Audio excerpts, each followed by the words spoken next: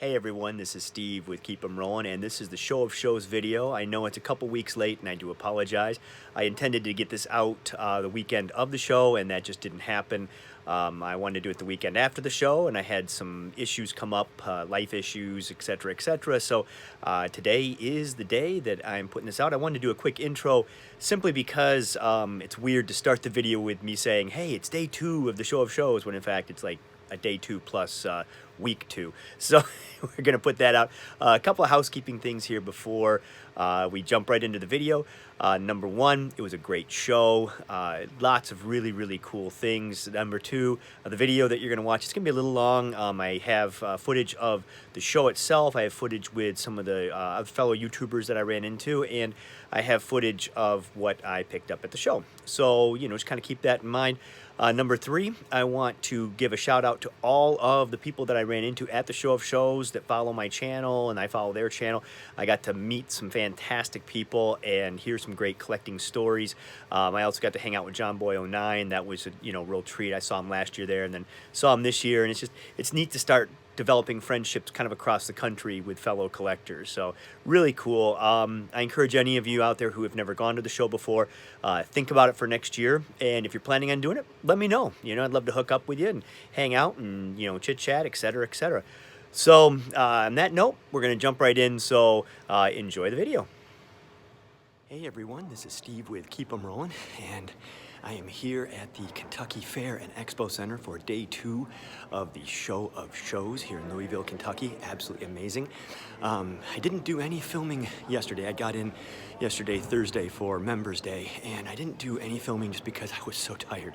It was up at 5 that morning, 6-hour plus drive to get here, and just beat. So I spent the time shopping, looking around, just enjoying myself. And let me tell you something. Sorry, the phone's really jerky as I walk there. Incredible show. Absolutely monstrous show. I started out at 12:30, just taking my time, going table by table. And by the end of the show, I was just walking because I was so burned out. Never thought you could get burned out of Militaria, but you can. The show will do it to you. So had a good night at a Hampton Inn, and I'm now back for day 2. This is Friday, and refreshed, feeling good. I'm actually running behind. It's right around 9:30 right now. The show opens at 9, but there's no hurry. I found a lot of good stuff yesterday, so I'm just going to enjoy myself and just kind of take my time looking around. I did hook up with John Boy 09. We're going to do some footage of him today. I also ran into, I will be running into a YouTuber by the name of Josh. Don't know his full name. I'll have it on here, but we'll have some footage with him today as well. Just kind of an itinerary of what's going to happen today. I'm going to shoot this intro, and then I'm going to shoot some of the rows, give you guys an idea of what the show is like for those of you who have not seen this. And then what I'm going to do is I'll shoot some tables, kind of show you specific things, and then I'll finish it with a wrap-up of stuff I've found and my thoughts on the show. But just to give you an idea of the size of this place, I keep getting my hand in the way there. Let's flip this around. All right, this is one of the entryways right here. Okay, this is not the entryway for the Show of Shows. Okay, I came in way down there. I'm going to be going way down there. This place right now today has, I think it's 3 or 4 other things going on today. There's a kind of a flea market show going on. There's like a sports show that was going on behind these doors here. I mean, this place is just massively huge. Incredible. So, as we're walking here, one thing I want to talk about is membership. I'm a member of the OVMS, or the Ohio Valley Military Society, and the benefits of the membership is it gets you in during member days. So the show opened yesterday to members, so I was able to get in from 12:30 till 5. It's just for members and dealers. Today it's open to the general public. Well, another benefit of being a, quote, member is as we come up here, everyone's in great spirits for the show. As we come up here, you can see this line. This line is for one-day people who are just paying the $10 to get in to the show. Being a member with my fancy badge, I get to bypass this line and head right into the show. So that's another kind of benefit, if you will, of being a member of the OVMS. And the cost is reasonable. It's $40 Is it $40 for a new member? I'll have to get you the official thing. I'll do that in the wrap up because I believe it's $40 for a new member, $30 for renewing, and get you into the shows for free. So think about that. Today's show, $18 for 2 days. You know, there you go. So as you can see, line for members with badges, 2-day pass, etc., etc. So we are good to go. All right, I'm going to cut off here and I'll pick up inside the show.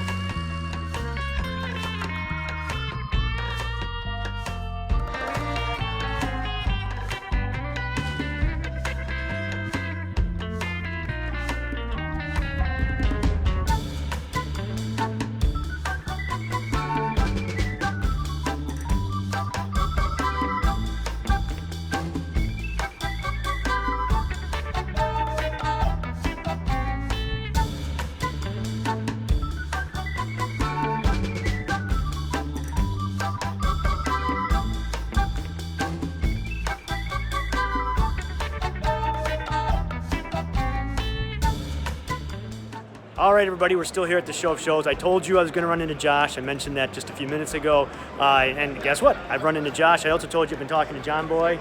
There's Hey, John guys. Boy right there. This is Josh's friend Armando here. This is your first time at the show? Yeah, this is our first time at the show. Okay, just, give us kind of an idea, just a couple words, what you think of the show. How, what are you thinking of this insanity? Really overwhelming at first. Just- I've told you guys, you walk in, you're like gobsmacked when you walk in. I love that term, but yeah. So, there's a ton of stuff. you find anything good? We've Bad? been finding pub tents and shelter halves to use, and other than that, it's just little stuff for collections. Cool. Well, John Boy, how are you? I'm cutting you out of the picture there. Sorry. That's all right. There I'm we- doing good, having a good time. Those of you who watched my channel, this is my second time coming to the show. I had a good day yesterday, not so good today, but I still might get into something here. We'll see. I keep trying to sell them stuff, but it's easy to spend someone else's money. Right. You guys, I'm just glad you guys made it. Is this? Oh, yeah.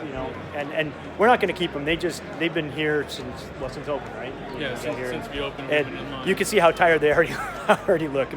You don't believe it. You don't believe coming to a show like this that you're actually going to be almost burned out of military. Right. You go to an antique shop, you find one thing, and you're like, oh my gosh, I found this is awesome. You come here and it's just like tables, and you're just like, I think I mentioned earlier, yesterday, I started out going table by table, looking at every item, trying to be real, methodical, checking it. And by the end of the show, I was just walking down the center of the aisle going, I don't even know what I'm looking at. You get home and dump out your bag and say, I don't remember buying this. How did this end up in my bag? So what do you guys both collectors? We're collectors and reenactors. Reenactors? Sweet. So, yeah. What do you guys reenact? We do 5th Rangers reenacting, Nice. and then the older people in our group also do 101st. So, Cool. So you're just looking for some stuff to collect and reenact with. yeah. Well, Stuff that's neat and unique and put on display, or stuff we can just kind of hoard and keep for ourselves. sorry, I keep cutting John Boy out. Good. There we go. Share it to other people. So. Sweet. Well, I'm certainly glad I got to run into you guys. Glad to run talk into you to too. And I'm glad I got to see you. It's Yeah. it's second year now, and it's kind of Right. You know, it's surreal to see you on TV and then I know, right? and then like see you in person. You know, once again I have to be real careful. I don't run up and ask for his autograph. And, you know, everyone else seems to. I watch people all the time now. You know, and I should also say I ran into gentlemen Mike and Peter, and hopefully I'll be able to put the picture in. So you should go in here that they're also YouTubers, and I appreciate running into them. And it's just been a fantastic show. So you guys think you might come back to? Oh yeah, for sure. Yeah, okay. Definitely come back to. Just gotta bring more money next time. Well, the thing is, like you said, look around, because that's the thing with the show is you come in and a lot of the prices you start looking at, you're just freaked out about how big they are. And you know, we've said that some of this stuff is just like wow, and then as you look deeper, you start to see, you know, the better deals. Right. And some of the guys will work with you and stuff. So it's really fantastic. So listen, thanks for your time, John Boy. Thank you. It's good seeing you as always. Too. You know, and I guess we'll, you know, keep there, and I'll put some more footage into the show. So thanks, guys. All right.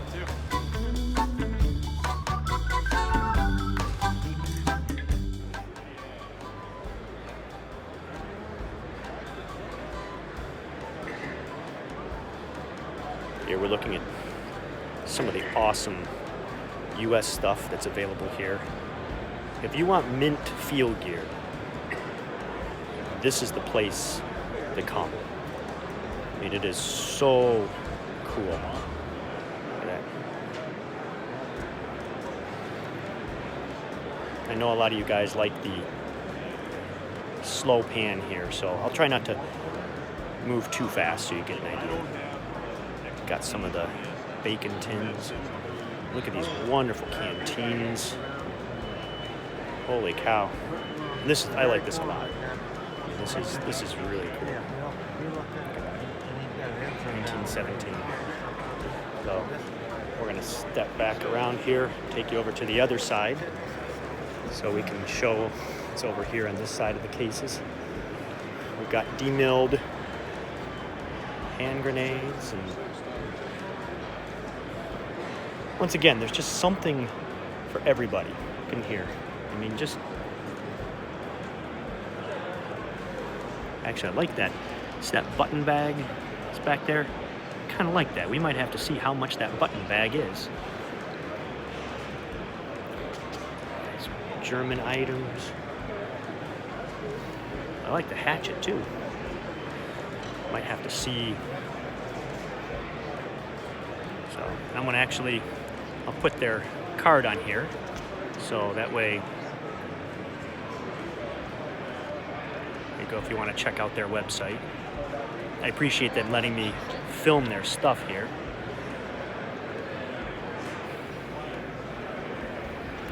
These right here are pretty rare.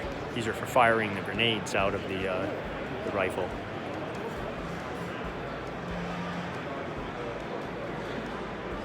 Just amazing, amazing bailout bottles back here. How cool is that? $150. Not bad at all. What a thing, you know, it's just an amazing thing right here to complete your Air Corps. So, all right, onward. Okay, we have permission to film a little bit here, give you guys a little more taste. Got some cool uniforms here. We got a midi. For those guys who don't know what a midi is a jumper that looks like a Navy jumper from first glance, but you look at this yellow kind of detail on here and yellow detail on here, and this dates from World War I period, but the interesting thing is this is not military. These were done for the civilian market. So this would have been worn by a young lady at that time period who had an interest in the Navy. And a lot of these get confused with actual military jumpers from the time period. The way you can tell, once again, yellow on it. It's even got the full rate here, but that's not a true rate. And it's in yellow. You've got the service stripe here, but it's just a really cool kind of civilian piece. So, but lots of awesome stuff. Once again, a lot of field gear. Those of you who are looking for, you know, put your kit together, whatever. I mean, just an amazing amount of really cool items.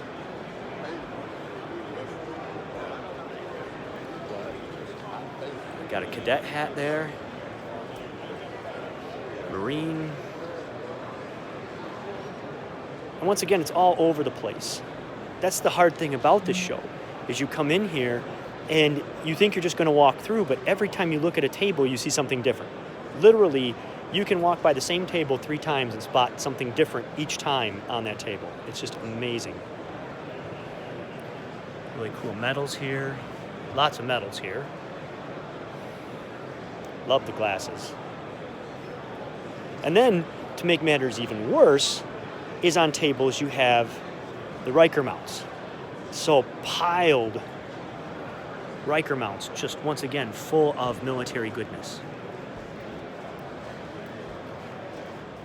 All right, everyone, we're now to the Show of Shows pickup section of the video. And I've got everything that I found at the Show of Shows laid out here on the table. And it's amazing to me that you go to this show for 2 days and you walk through thousands of items, and then when you bring your stuff home and lay it out, you kind of think to yourself, wow, that's it after 2 days? But I will say what I found filled some holes in my collection, and some of its impulse, it's fun stuff, and I'm really glad to have it in my collection now. So let's go through it. First off, and this was the first item I picked up on Thursday, this is the Marine Corps rain hat. It's got a real nice date in here, 1943. And I just have an affinity for these things. This is my second one. You don't see them out there that often, and I just picture the Marine wearing this in the jungle, on patrol with his rain cape on in the monsoon, or standing guard, and I just like them. They're oftentimes, if you do see them, very stiff, almost to the point that you can't use them. This one still has a lot of flexibility in it, so I can pop that top out on one of the glass heads and have it on display. And the price on that, I believe you wanted $35, and I picked it up for $30. So, not a flea market deal per se, but a good deal nonetheless. Now, onwards, I was looking for some canteens. I wanted some canteens to fill a couple of holes, and I ended up with one canteen. But it's a good one. The canteens there were plenty of canteens to choose from. However, what I noticed was a lot of them were just, the prices have gone up on canteens. I don't know why. I mean, I was looking at canteens that were running $75 to $100 each, which, that's a lot of money for a canteen. So this one was just on a random table. And why I grabbed it, guy wanted $35 for it, and he let me have it for $30.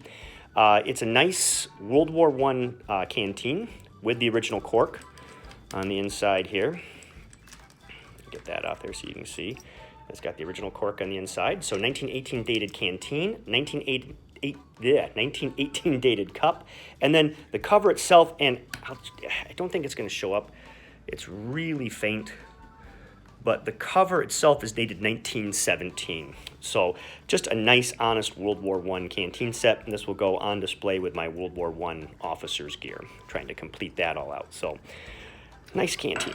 Lay that down. Now next to it, this was an impulse buy here. And as I was walking around the show, I just happened to see this. And this once again shows you how crazy this show is, because I'd walked down this aisle a couple of times. I happened to come back a different way, and just this caught my eye. This is the M1910 field pack. And I don't need an M1910 field pack, okay? I've got 2 of them already, one with the blanket carrier and one without the blanket carrier. But what grabbed my attention on this one was the color. They have color variations of these, and you'll often see them in the khaki color, that real tan color. This one is in the kind of olive green color. It's a really strange color, but it's perfectly correct. And why I like this is it's complete. You've got the meat can pouch here. It does have the leather sheath for the knife. You've got the pack itself, and then you've got the blanket carrier. So all of it together. Oftentimes you'll find the pack without the blanket carrier. Plus, the blanket carrier, look at the colors match. This is not something where this is a completely different color and so forth and so on. It's been on this pack probably since it was put together. Now, another thing that really drew my attention to it was the date on the inside. It's Rock Island Arsenal, 1917. And I love the stuff that is, quote, pre-World War I or right at the start of World War I. You see a lot of 1918s out there, but to find a 1917 was pretty cool. As I was looking at it, the dealer came around and he's like, hey, if you really like it, like to get rid of it, How about 50 bucks? And 50 bucks for a pack like this is a very good deal. It does have these little kind of perforations here on the front flap and on the blanket carrier. Most likely one of those metal discs was there, a unit disc, or I can't think of the other term, but metal disc was attached there and left those holes. So not a big deal, but just an impulse buy, couldn't pass it up. Another impulse buy were these right here. What I have here is a set of the Vietnam Jungle Boots. I was literally on Friday on my way out, and I saw these kind of displayed on a box. Sign said, Vietnam Jungle Boots, $35 per pair. Now, when I see that price, I thought, what do we have here? Maybe something from the 80s, 90s surplus, I don't know. Nope, these are actually dated 1967. And the people had found a couple of cases of these, never been issued. The problem with them is that they're a small size. They're a 9. Now, for me, that's perfect. I wear 8.5, so these would fit me no problem at all. $35 for a pair of unissued Vietnam Jungle Boots. I mean, this is the stuff that shows up at the show of shows. And I know that when you look on eBay, when you look out there, yes, you will find unissued pairs like this, and they haven't gone crazy in price. But I'm telling you, if you're shopping around and you find something like this, it's wise to kind of pick it up, put it into your collection, hold on to it, because stuff like this, next year, these won't be at the show of shows. You might find some pairs of them where other dealers had bought them and put them now on their tables, but these won't be around anymore. And in a couple of years, you'll be hard-pressed to find a mint pair of unissued Vietnam Jungle Boots. These are the ones that have the punji plates in them.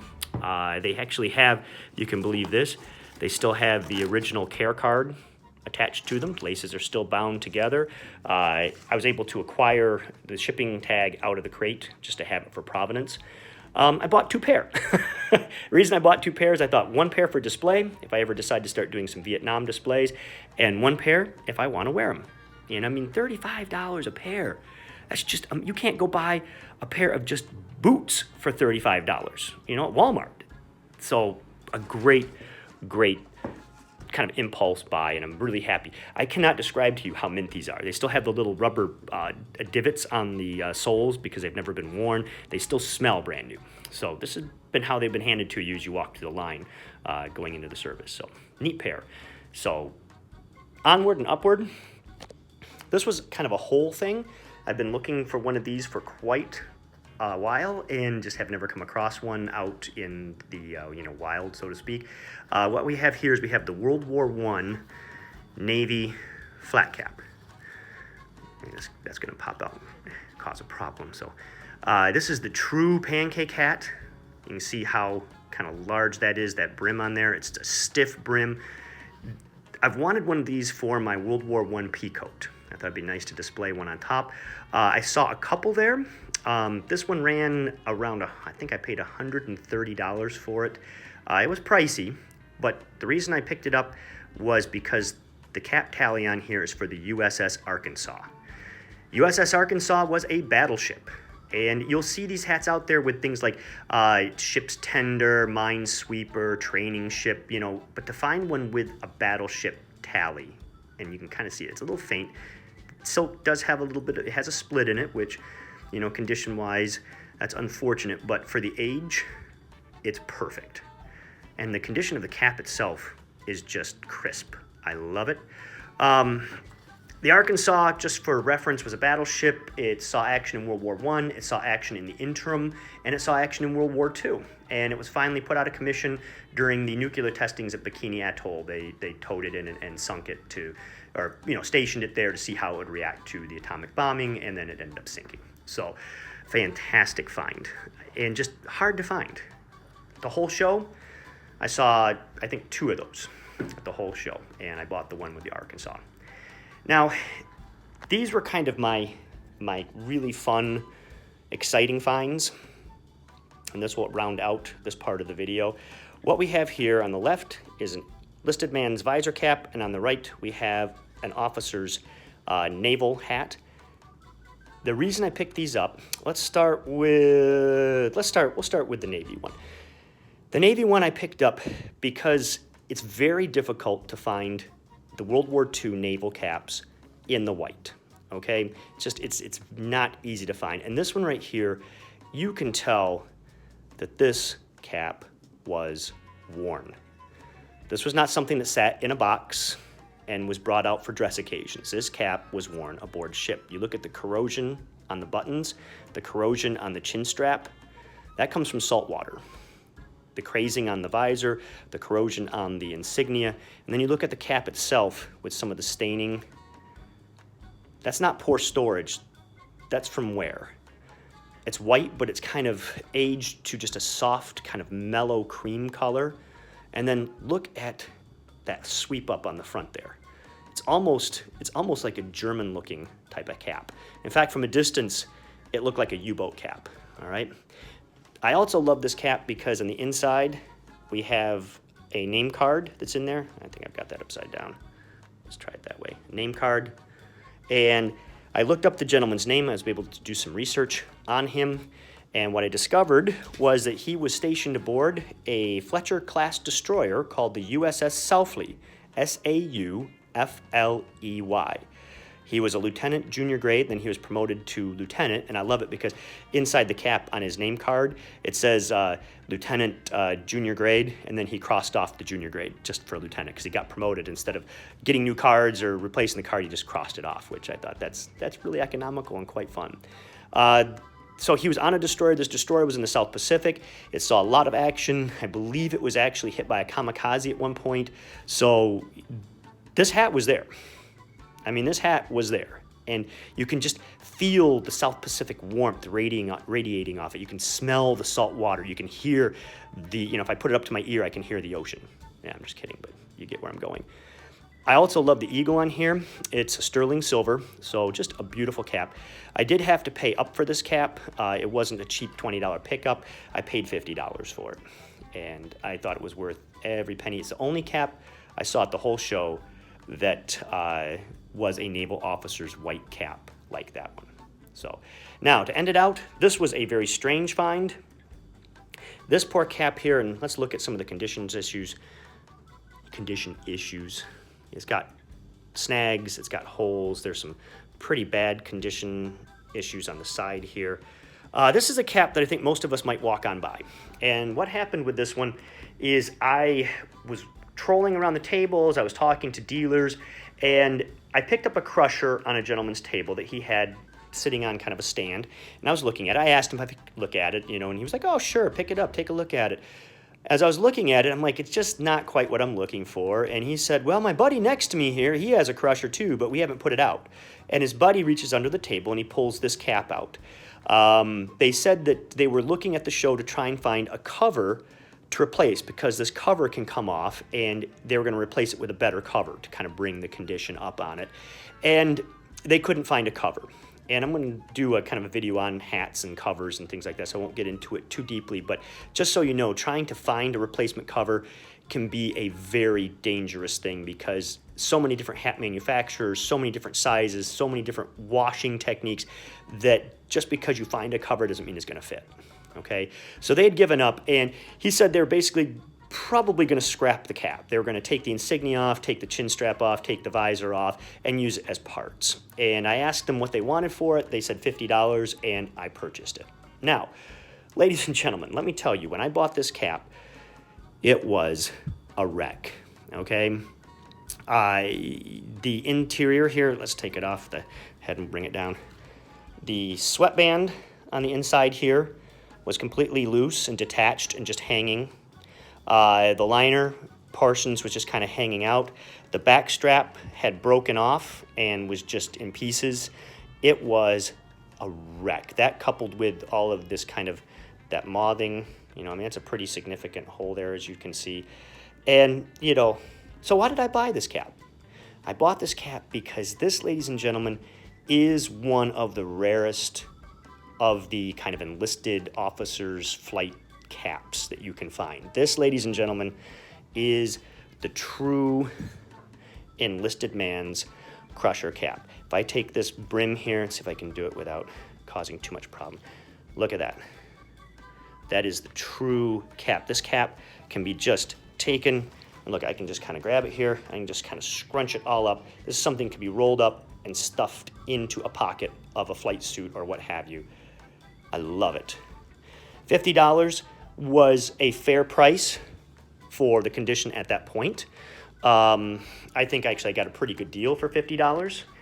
I brought it home, and what I did is I ended up re-sewing that chin strap in. Not chin strap, the sweatband. A lot of times that interior sweatband, let's bring that out and look at that again. A lot of times if you look real closely, you can see it's got those holes in it. What happens is that over time, that thread rots because that's where the airman sweats. So all that sweat gets into the threads, and the threads rot and fail, causing the sweatband to fall out. The sweatband doesn't fail because it's leather. Leather doesn't react horribly to the salt. So the holes are still there. All I had to do was restitch it into the cap. I won't say it's an easy process, but it's not an incredibly technical process. You just have to use a very, very fine needle and cotton thread, okay? So reattaching that, that was half the battle. Then this rear chin strap that was broken, all I did was I took the buttons carefully out of the cap. They're just the kind that have the prongs and you just kind of pinch them and they come out. I took the back strap off and it had broken right about here, okay? So this piece was hanging loose and then there was a piece still attached. I took that piece and I made a template and I simply moved the sweatband over and readjusted the buckle. You can see where the buckle used to be way over here. I just readjusted it to make up for the piece that I cut off, and I have a completely repaired backstrap. It's easy as that. Now, if it had broken down here, that would have been a big problem. But because it had broken right here, not so much a problem.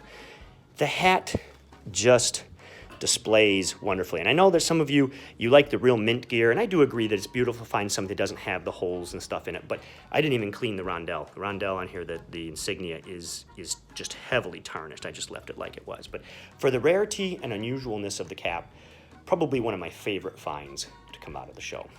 So, this is the Show of Shows finds for Keep 'em Rolling. Once again, seems kind of humble when you get home and you look at it and you're like, wow, that's it? But I enjoyed myself. I had a great time seeing other YouTubers.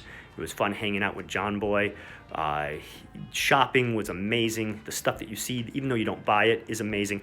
And it's a learning experience because I was able to look at stuff that I wasn't intending on buying, but glean some information on how it's supposed to look, feel, parts, and so forth and so on. So I hope you've enjoyed the Show of Shows 2020 video, and hopefully there'll be a 2021. Sorry it took me so long to get this out once again, but that's just how it is. So this is Steve reminding all of you to keep 'em rolling.